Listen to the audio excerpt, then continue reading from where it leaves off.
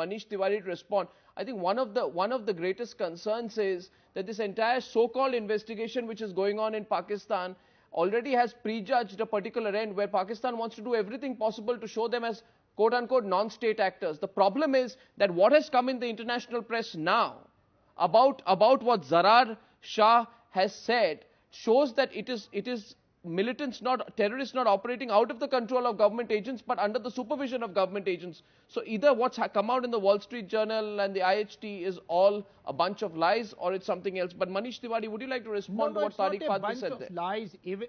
Yeah. No, Arnab, let me just respond to what the ambassador said. And you know, it's indeed very regrettable that Pakistan is still persisting with that 3D behavior, deceit, disingenuity, and then dissimulation, you know, which has been the characteristic of their entire behavior pattern over the last 2 decades.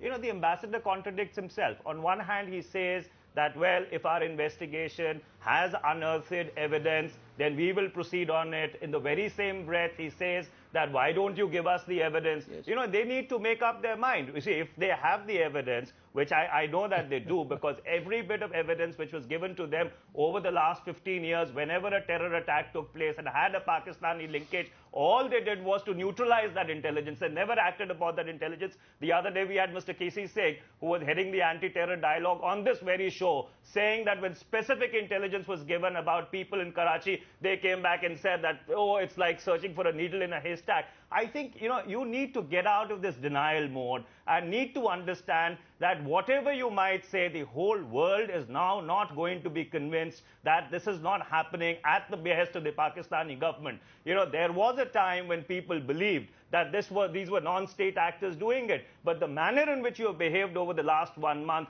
has convinced everybody that these are not merely non-state actors, but these are non-state actors who are instruments of your state policy and who have perpetrated this attack on terror. So therefore, I think this is the time to get real and start really dismantling this infrastructure of terror. Because if you do not do it, there's the Resolution 1851 in the case of Somalia, which lays down path-breaking jurisprudence in the case of piracy, is also going to be used for terror in the months and days to come, Mr. Ambassador. And let me make this very clear to you. Let Mr. Fatmi respond there. Yes. Let Mr. Fatmi respond there. We're talking here, I just want to remind our viewers of the latest international media reports which talk about Pakistani investigators having got Lakhvi, and not just Lakhvi, his junior, a man called Zarar Shah, to sing and talk about bragging while the Mumbai terror attacks was going on. Yes, Mr. Fatmi, please go ahead.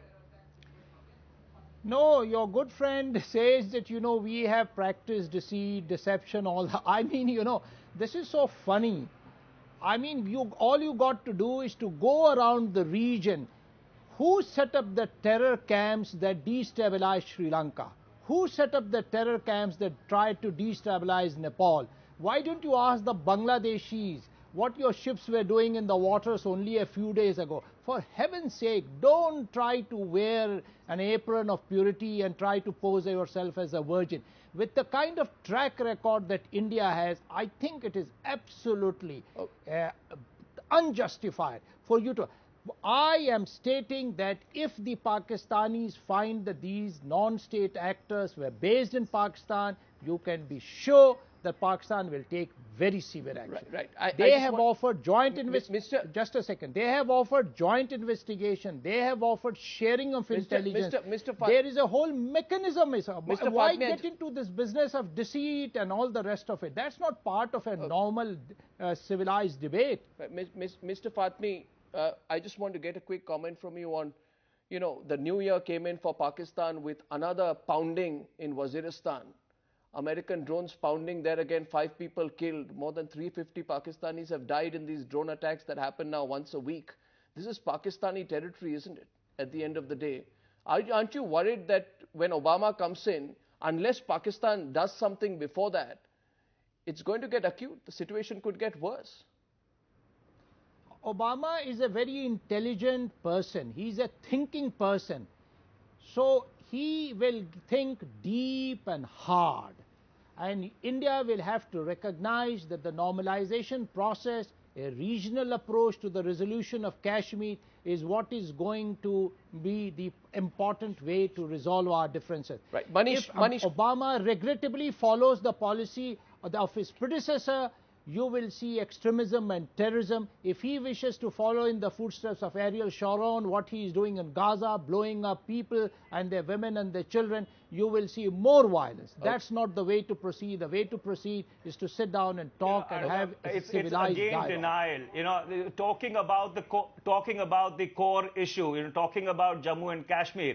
India's just gone through this whole 7-phase protracted democratic process in Jammu and Kashmir, a 60% popular vote, which has brought about a government out there. What are these guys talking about? Resolving the core issue. That is what the white racist regime in South Africa was saying for 50 years. Repeatedly over the last 12 years in 3 elections have demonstrated this. If there is one issue which remains in South Asia and which now extends to the whole world, it is dismantling the infrastructure of terror in Pakistan. And if Pakistan is not prepared to do it unilaterally, then the world will do it for them multilaterally. Right. Mark my words, Pakistan needs to get out of this denial mode. Okay. Thank you very much to all our guests for joining us.